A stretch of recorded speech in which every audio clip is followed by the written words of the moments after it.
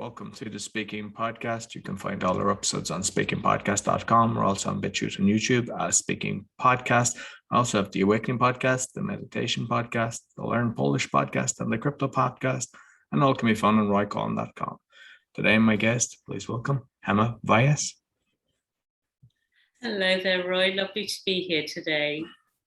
So we discussed beforehand that I'm in Poland, but I'm Irish, and I know you've got a similar story. So you might let you introduce yourself to the audience.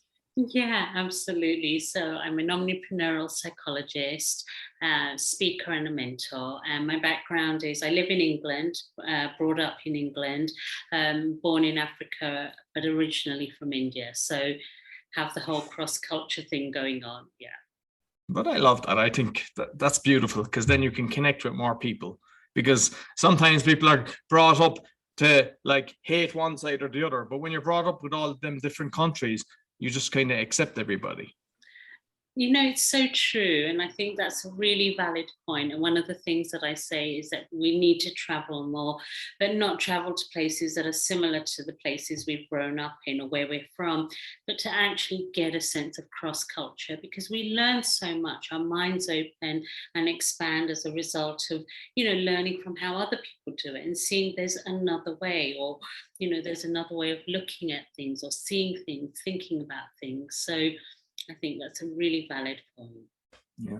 So I like to ask my guests, their journey for speaking, but I also know that something, happened when you were 14. So like when you were in school, but also you might tell us the story, if you don't mind, of what happened when you were 14.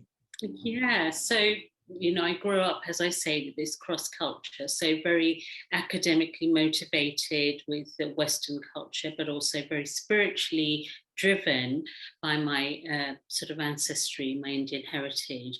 And when I was 14 years old, quite, unplanned, I had an accident, had a car accident. And I had an out-of-body experience. Now, I've always grown up knowing and accepting that, we are not our bodies and that consciousness exists outside. It wasn't ever spoken about in those terms, but because of my spiritual sort of upbringing, it wasn't an unusual concept. And when I experienced during that accident, I was lying on the ground and my body, my consciousness left my body, and I sort of followed my friends who just left me to try and bring them back, only to realize they couldn't see me, they couldn't hear me because I wasn't physically there. And I didn't think too much about it, to be honest, Roy. For me, it was quite natural to just accept that that was my experience. But it was only later on when I was studying psychology and I would talk about it, that we are not our bodies, and, the fact that there is something that exists outside of our physical reality.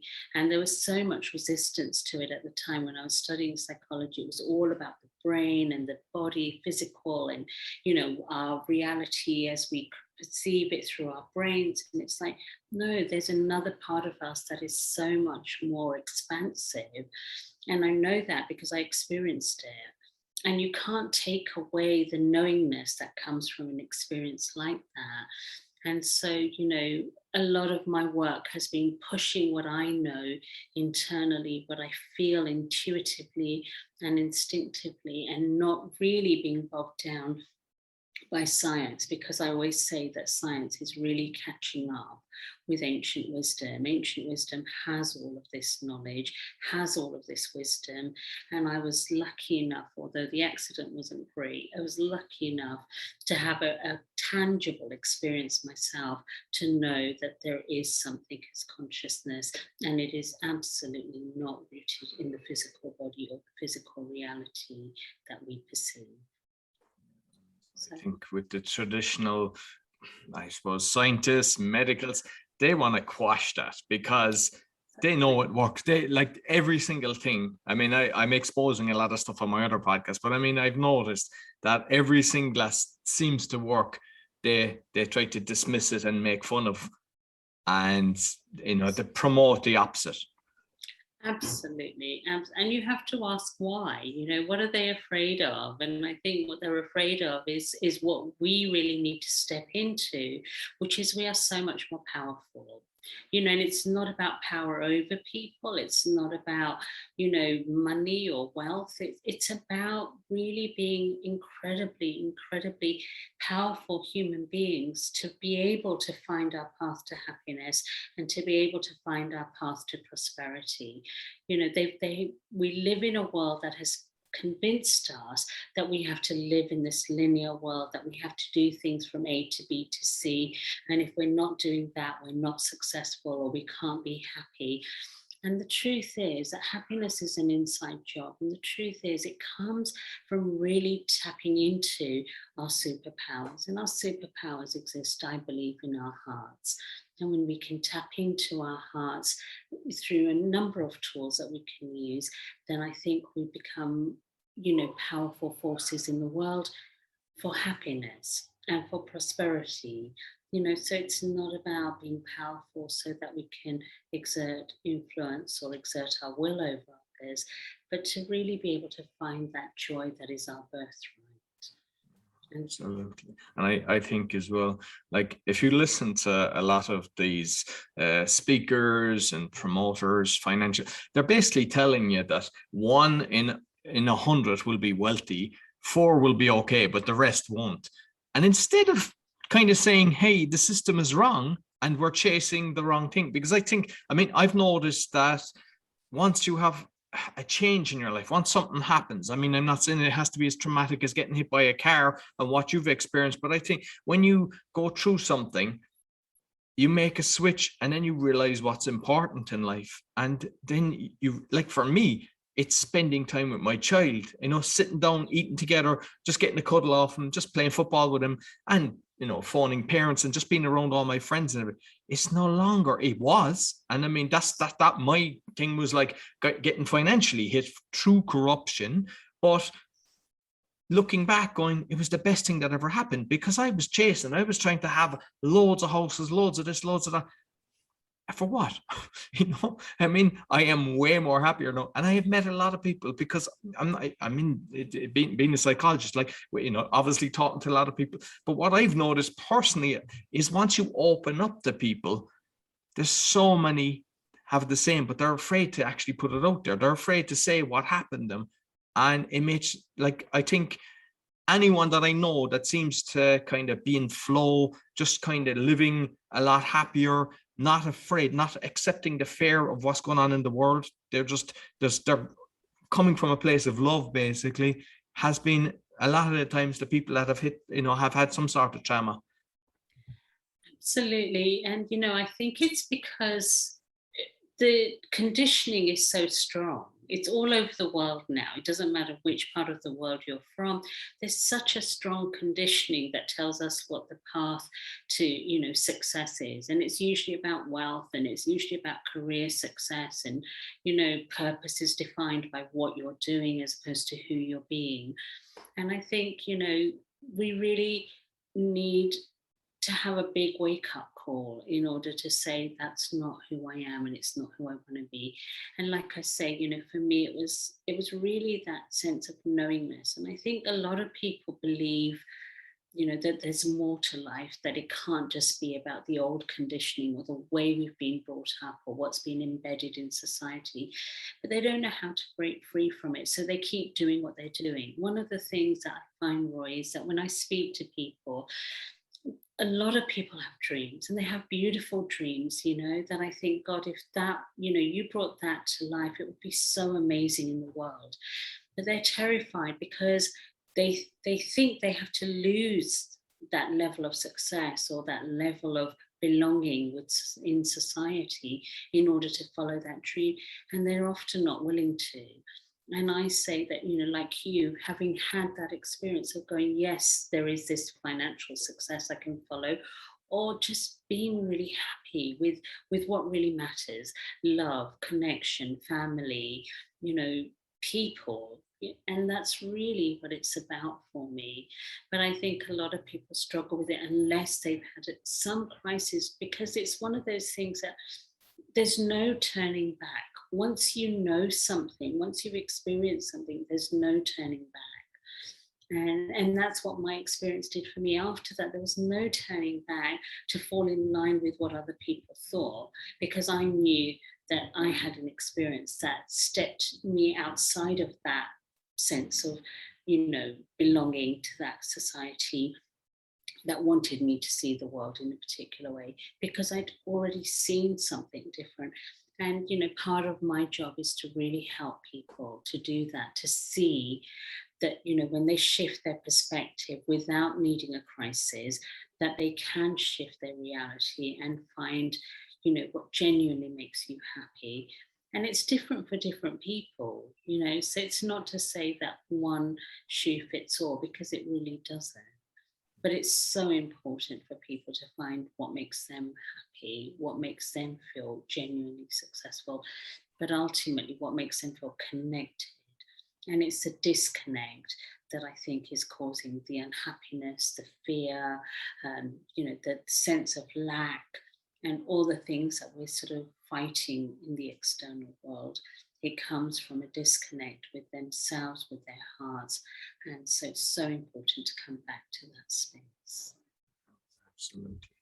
And because I know I could talk to you regarding this deep, but I want to bring in the speaking side of things as well, because it is this big, even though this conversation would be relevant for both the awakening and the meditation, because they're all kind of connected. And to be honest with you, with all the evil that I'm seeing at the moment, I mean, it's when you go deep, when you really know what's going on, it's kind of like, it can we have the empathy? Can we show the love? What's the way? Like, I'd love to know your thoughts on that, because there's people out there, there's loads of people complaining on what's going on. They're all spreading the information, and I'm kind of more of a solutions guy, because Grant, let's all complain, but what yeah, we're still the exact same tomorrow. But like, do we show compassion to these people, or can they be changed? Because I mean, I know that some of them have been abused even in the belly, as a it's really, so I'm wondering, is it possible to change? Because I know that it's not their fault, and I like, we have to come from compassion, because if it wasn't their fault and they've been tortured to become this person that's like switches away from empathy, just is emotionless, why should we, like, because a lot of people are saying let's hang them from a tree, but the reality is, it's not like, it's like, I always look at it, the baby, you give unconditional love to a baby, but if you abuse that, is that the baby's fault, who then becomes the adult who's now doing the terrible things around the world? Absolutely. I think there are two things here, so I'd love to share with you, and let the conversation flow organically. I'm sure we can talk about speaking another time, but my feeling is very much that it depends on how innocent they are. And I think that not everybody is innocent. There are those people who are absolutely innocent and hypnotized into believing something, thinking something, that age-old thing of, they think they're doing it for the greater good. And what does that really mean? And what does it look like? And those innocent people, absolutely, we need empathy. Absolutely, we need compassion. But I would also say that for me, love is very much about being real. Love isn't about just pure unconditional love, acceptance and kindness and forgiveness. For me, love is really about being real and being powerful and calling it. Because if we don't call it, then this is going to continue. And so for me, it's absolutely not about hanging them from the trees or anything. I think it's about becoming stronger, becoming more powerful.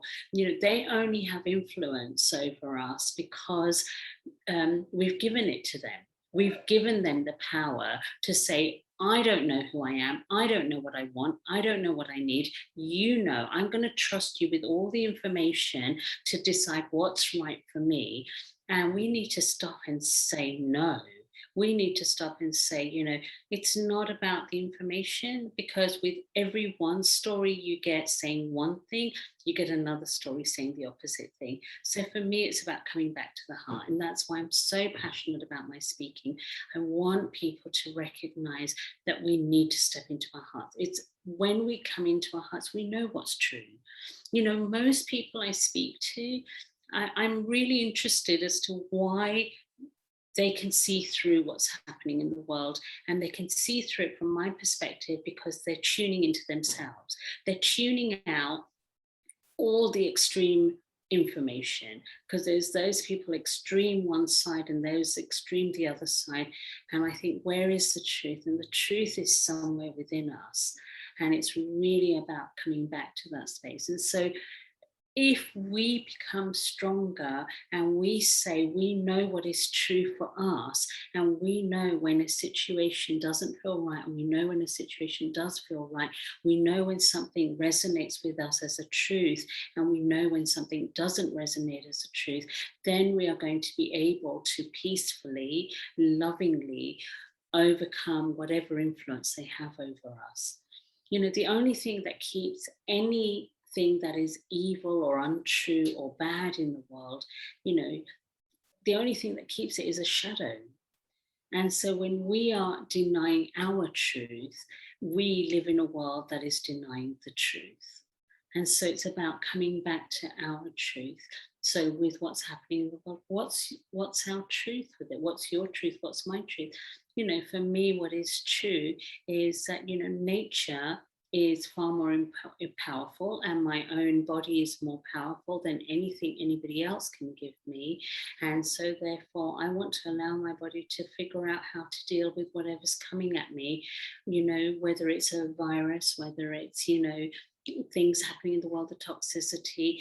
I want to be able to tune into my own body and my own truth and follow that. And I encourage everyone to do the same thing. It's not about fighting an enemy. It's about finding your truth. And when we find that truth, then that enemy within dies. And when the enemy within dies, there is no external projection of an enemy outside of us. And so that's really where I go with all of this. Beautiful. And, you know, like with what's going on, because I look at, I think it was The Wheel of Fortune was a book that I read years ago, and it was written by a Dr. Wrench, and it was kind of studying who lived the longest. I think they were in the Himalayas, and basically, obviously, they had nothing, no toxicity, and, you know, just crop rotation and everything, and they were living to over 100. Exactly. And that tells you, that's enough for you to see, okay. And then they done a test on the rats. I think they done it in India, and then they done the food from the UK. Yes. And basically after 16 days, they became cannibalistic. So like, it's showing, like, say in the prisons and everywhere else, they don't give them the best of foods, even the schools. I mean, the whole food system, unfortunately, has been manipulated for us to think that we need a certain foods because it's all about the money. But if you actually, I believe, just do your own research. I'm at a stage now where I don't believe anything. I mean, I just constantly, I just look at everything with open eyes and go, why is that my belief system? Because it was conditioned into me in school at a certain age, and I had to believe that. But now I just question everything, and I start doing research, you know, and I don't, you know, I won't go to Google because I know that that's been infiltrated. And by just checking that, if you, for example, if you say, is 5G safe? It will come up, it's safe, because that's the question you asked. But if you go into Brave and say, why is it dangerous? Then you get the list. So it's all the questions that you ask as well. Exactly. Absolutely. I love that. It's one of the things I teach people, that it's, you know, the quality of your life is sort of dependent on the quality of your questions. And so, you know, we have to question, you know, how are we really living and what's really serving us? And if we're not being served by what's being fed to us, be it information, be it food, be it, you know, all the stuff around us, then we have to rethink what we want to do with that. And I think it's really, again, that inner journey, like you say, you know, when you look at the impact of food, well, who's making these decisions that's depleting Earth's resources? And then we need to think about, well, who's allowing them to make those decisions? And so where does the power really lie? And ultimately, the power lies with us. The power lies with us to able to say no to something that is not okay. But, you know, if we don't say no, then we're going to keep on getting what we're getting. And we're going to keep on the treadmill. You know, it's not going to go away. And I think that's what's really got to people. I think, you know, this mundane, constantly striving to survive And I just think, oh, that's so sad. We're not here to survive. We are here to thrive. We are here to flourish. We are here to evolve. We are here to expand our consciousness, to expand our hearts, to create that sense of community, to create loving relationships, and to really come together as a whole and live with joy, to enjoy the beauty of nature, to enjoy the beauty of people and differences and cultures. And there's so much beauty in the world, and yet we're so stuck on that which is not beautiful, i.e., the idea that we have to keep on working in order to secure a future. And for what? To secure a future just so that we're secure? But you haven't really lived, and we deserve to live. We deserve to live with real joy in our hearts. It's like kind of what you think about constantly or talk about constantly, you attract. So like I like grounding. I love the sun. I go out in as the sun. I just adore the sun, to be honest. I'll go out, I'll do sun gazing kind of on sunrise, sunset. It just works for me. Like I love it with the butterflies, everything. I'm just paying attention. I'm present. I'm just constantly, I look at a bee, I look at them land on the flower, and I just enjoy every little thing like that. Whereas if you start going on the opposite end, whereas you're watching, say, the corrupt media channels, and you're just, first of all, some people, that's the first thing that they do. They turn it on. So you're just pumping negativity into your body, and then you're thinking negative, and your vibrations are negative instead of the opposite. And like, I mean, I can still get the message out, but it doesn't bring me down. But I know other people that are doing similar to me, and I see them getting seriously depressed because they're taking it in. I mean, I can take in the information, but I don't accept the hatred. I don't accept the evilness, even though I don't like what they're doing, but I just don't let it to affect me.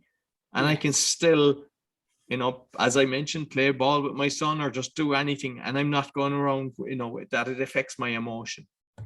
Absolutely. And I think that's really, really important that, we work with what is right for us. And I think, it's wonderful that you're able to do that. I'm definitely a big believer in really, really being in tune with nature and really taking time to really appreciate those beautiful things that are miraculous, really, when we stop to think about, the bee, the butterfly, and, the trees, the cycles, and everything is quite miraculous. But I would also add, from my perspective, for me, Roy, it's really is a time of reckoning. And for me, it's about, not just saying, because for many years, that's who I've been. For many years, I've been that person just talking about love and just really bringing love to my work, to my clients, to people I work with. We do a retreat where we go away to beautiful India, and we're just surrounded by nature, the sounds, the colors, the smells. And right now, I feel like I'm in a space where really something has to shift. Consciousness has to tip over. We're at a breaking point where we can go one way or the other. And so for me, it's really about being engaged with what is happening, but from a space of love, but real love, as I explained, that real love that calls it out. I'm very happy to speak to people and get people thinking about what's really happening, just to open their minds. I'm not here to change anybody's mind about what they think or feel, but I'm here to say, listen, if we don't stand up for our human rights, then, we are at risk of losing them. And, it's our God-given right. It is our universal right to be free, to pursue, a life in accordance with what is right for us. And I don't think that any government or any, medical person who has one opinion, has the right to dictate anything to anybody, because, that's just one opinion. There are millions of people with millions of variations of opinions on the one thing. And so, if we give in to a world where we don't have a right to speak up, where we are censored, where, as you rightly said, you go to Google, you can't trust what information is coming up, because they're deciding. There are billions of posts on something, but they decide what comes up first. They decide what's right, what's acceptable, what's not. Look at the censorship. How dare they? We should be able to have freedom of information and then make up our own minds as to what is right for us. But also to recognize that anytime they have to coerce in this way and create so much fear and propaganda, something's not right. Because if it was really, really that bad, there would be no need for fear and propaganda. The truth would speak for itself. And that's what I always say, the truth speaks for itself. And so, anybody who is against them, I'm saying, just listen to your own heart and find what is true. Don't listen to what somebody else is telling you.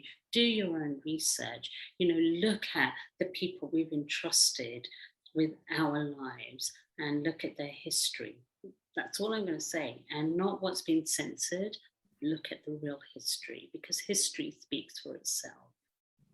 Absolutely. And just on the censorship with YouTube, I got removed from YouTube, and the videos that were removed were when I had doctors on my show, because they were exposing the corruption and the lies that are going on. And it's like, that means you don't accept them as a medical doctor. Even though some of them have millions of followers and everything, they didn't like the information that was going out. But that, like, you can look at that both ways, because I know that something, and this is kind of like, because the broad audience, because to be honest, I feel like I put this out on the 3 of the podcast because I think it's so relevant and I want to make change as well. And I know you're coming from the right place, because I believe it is from the heart, because that's the one thing that they can't tolerate. That's the one thing that they can't. You have them with the love. That's something. Absolutely. It's the one thing that, because we can connect with everything. We're all connected. And once you see that, once you understand that, then you kind of get strength from it. And then you also attract people of the same, and you kind of, you're able to build on that. And, I think that makes a huge difference. Absolutely. Absolutely. And that's why we need to start having hearts beating as one. When we clear our own hearts of all the debris, when we clear our hearts of all the conditioning and all the things we've been fed, and, because, if you get told something enough times, it goes into your brain for sure. Your heart rejects it, which is why there's conflict, which is why there's so much increase in anxiety and depression and medication and need for, things to sort of self-medicate, because the heart cannot cope with that which is not true. The mind will accept it, and the mind will fight to hold on to that, because that's how deep the conditioning goes. But you're right, the hearts know the truth, and when the heart knows that it is connected to your heart that is also speaking the language of truth and love, and every other heart that is speaking the language of truth and love, then absolutely we become incredibly powerful, but without giving away any part of ourselves, but uniting from a space and place of love, and uniting from a space and place of acceptance, because I can accept, who you are. You're, from an Irish background, living in Poland, and a man, and, and I'm Indian, and I'm a woman, and I'm, living in England. But, when our hearts speak truth, then our hearts are connected and we become one. And so you are individual, I am individual, but we become collective. And that's what we need. We need the world to unite from that space and place of love, to become the collective heart that says no to tyranny, to corruption, to wrongdoing, to trying to control us. And that's what censorship is. Never in our history have we had that. There's always been different views of how to treat cancer or heart disease or whatever it might be. A doctor has never, ever been censored for speaking what they think is medically possible, truthful, accurate, whatever it might be. So the fact that they're doing it now has to wake people up. There's a bigger agenda. It just has to wake people up, because why else would you be doing that? Why else would they have all these ducks in a row to make sure that this didn't happen? I mean, this is long time planning, right? No, it is. This is not something that happened overnight. No.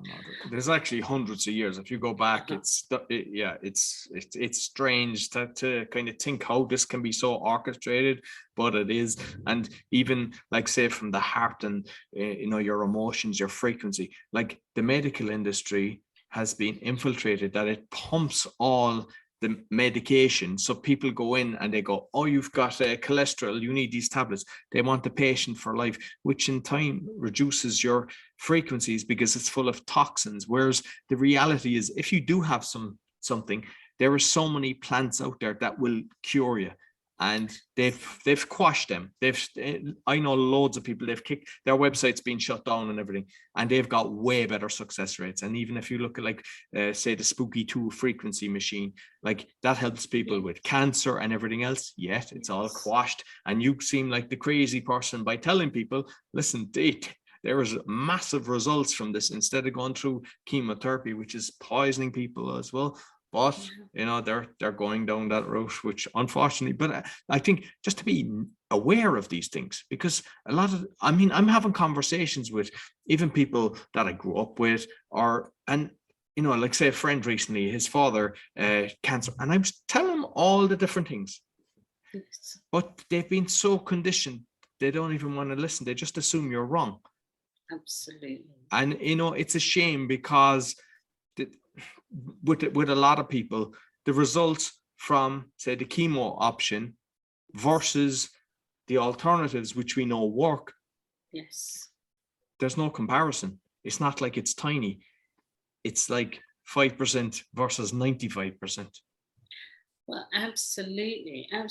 But also, they've squashed, where it originates from.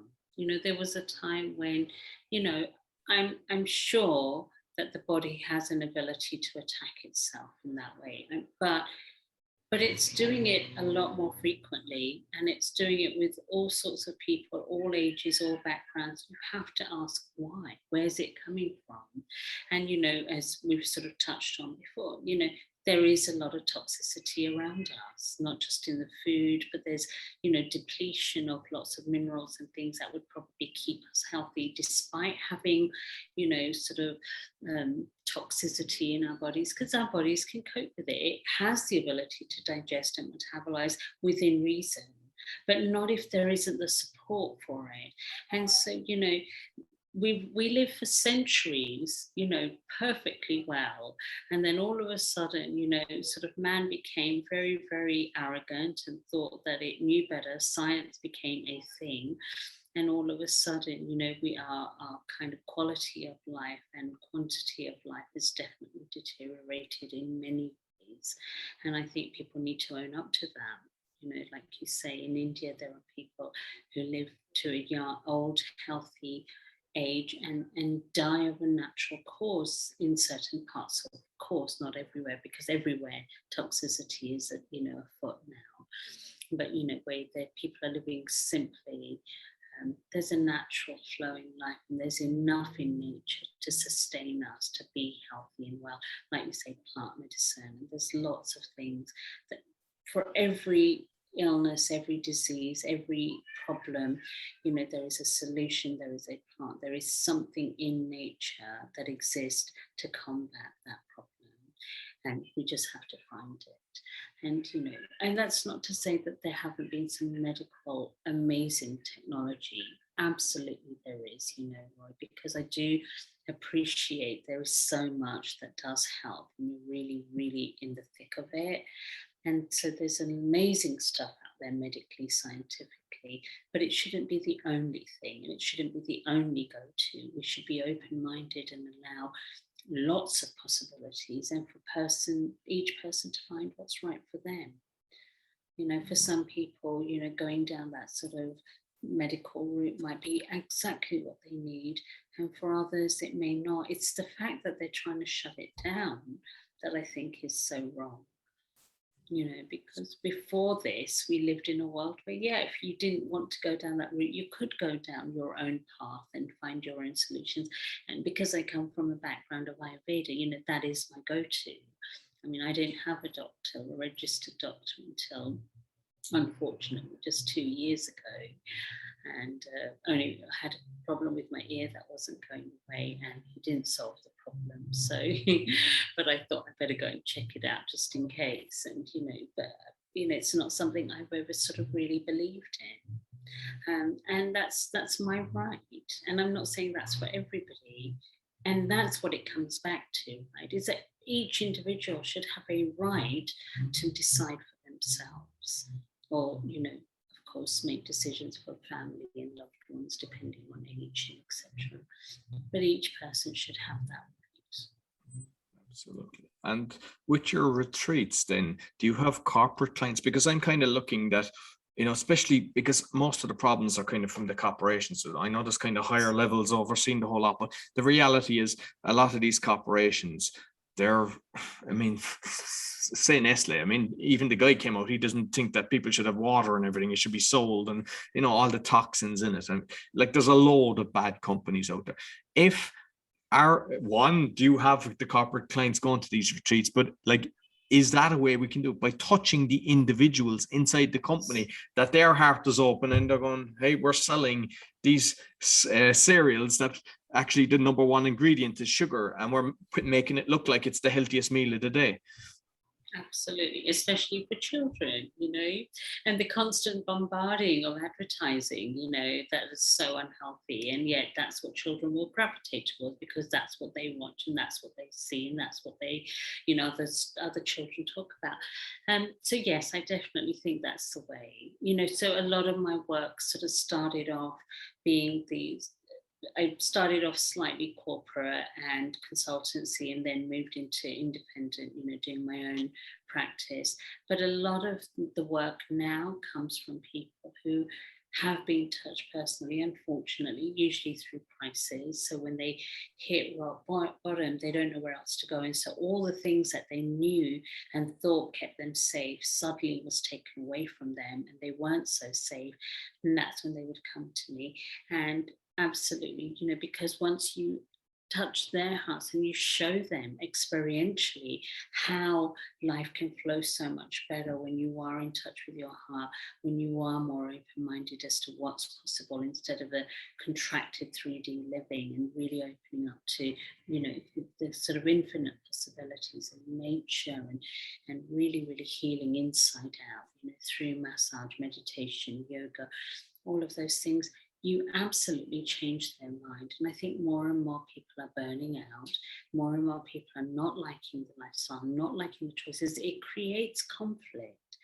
You see, as I said, when the mind accepts something, well, this is what you've got to do, feed the bottom line, feed the bottom line, feed the bottom line. But the heart is saying no. Eventually, you have to give, something has to give. And that's usually when they come to see me.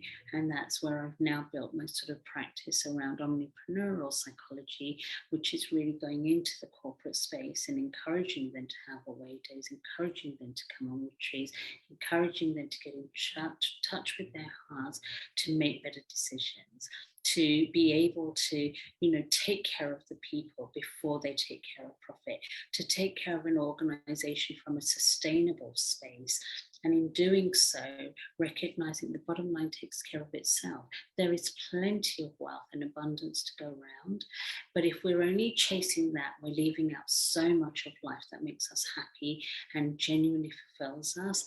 When we follow that which makes us genuinely happy and fulfills us, the money just absolutely organically takes care of itself. So yes, of course, we are all here to sort of, make money and have a living, make a living at some point. None of us are all, here able to just run charities or charitable organizations, but it's getting it the right way around. It's turning it on its head and taking care of the people, taking care of the planet, taking care of a need for meaning and a need for purpose, which then allows, the abundance to flow. And the more they experience it, the more they see it in their lives, and they go, this really works. And so the word is getting out. And so, I hope it gets out at a much quicker rate, and more people do it in a way that is really heartfelt, where they recognize when you hurt another person, another thing, another living thing, you're hurting yourself, because we are all one heart. We are all connected, and and it's a real tangible thing. It's not just an ideology, but people don't know that yet. And I really hope I'm successful in getting more people to see that. Excellent. And like, you must be happy with even the last, say, 10 years, the amount of people that are engaged in yoga and meditation, because I mean, now I can talk to somebody that's 18 and he's meditating, whereas before, if you start to talk about meditation, they'd look at you like you two heads and there was something wrong with you. Absolutely. That was certainly my experience when I would talk about it, and that's when I realized that there were certain sort of high level leaders who are really interested but would never say it in the corporate space.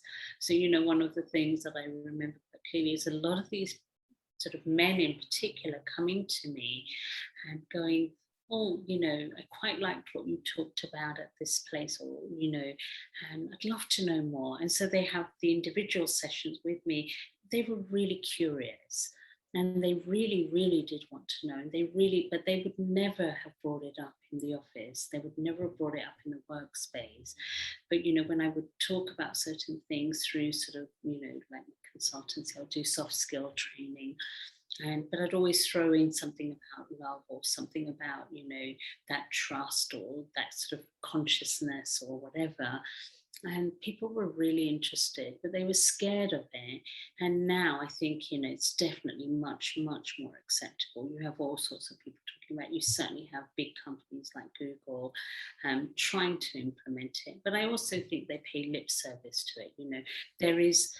There is giving people, meditation as a thing, i.e. a space to go and just be quiet.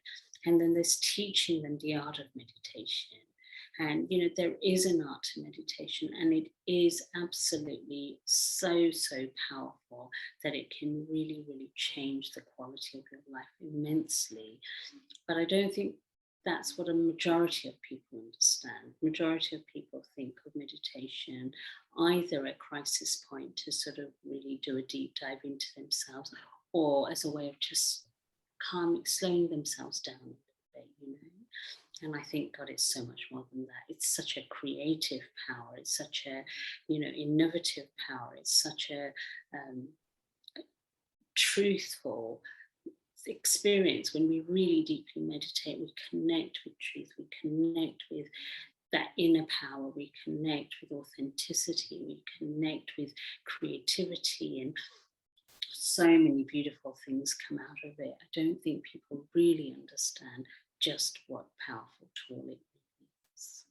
No, definitely. And what kind of meditation do you do? Do you do different types? What's the one that you prefer to do? Yeah, so I teach the real importance of silent meditation and how to achieve that state of silent meditation.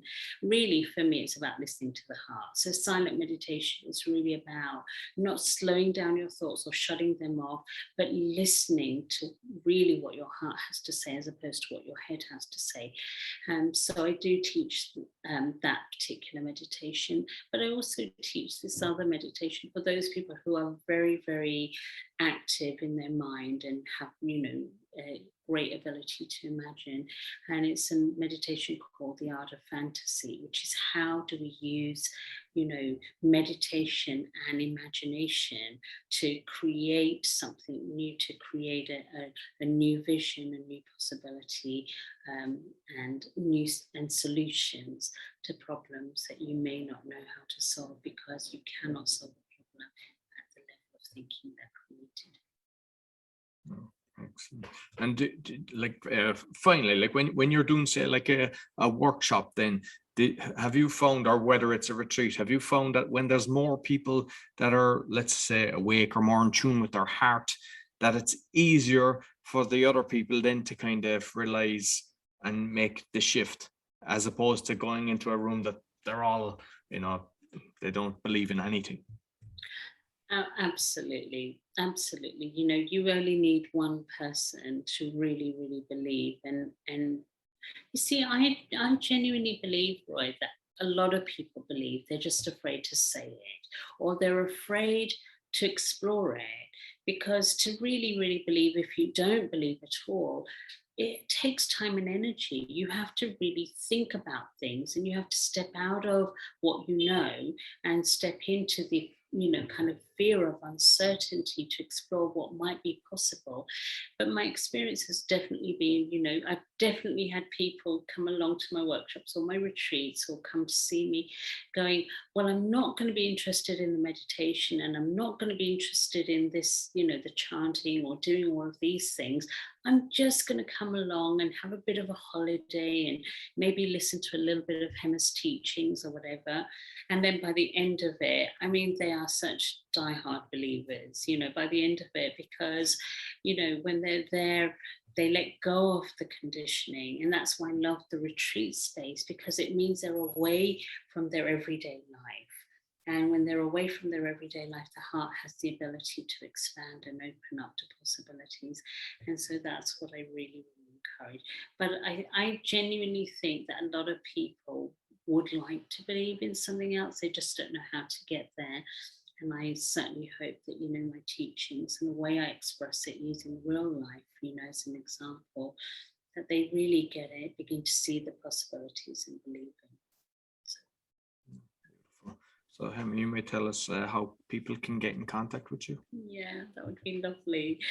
So I have a website, hemavyas.com. So just HEMAVYAS, hemavyas.com.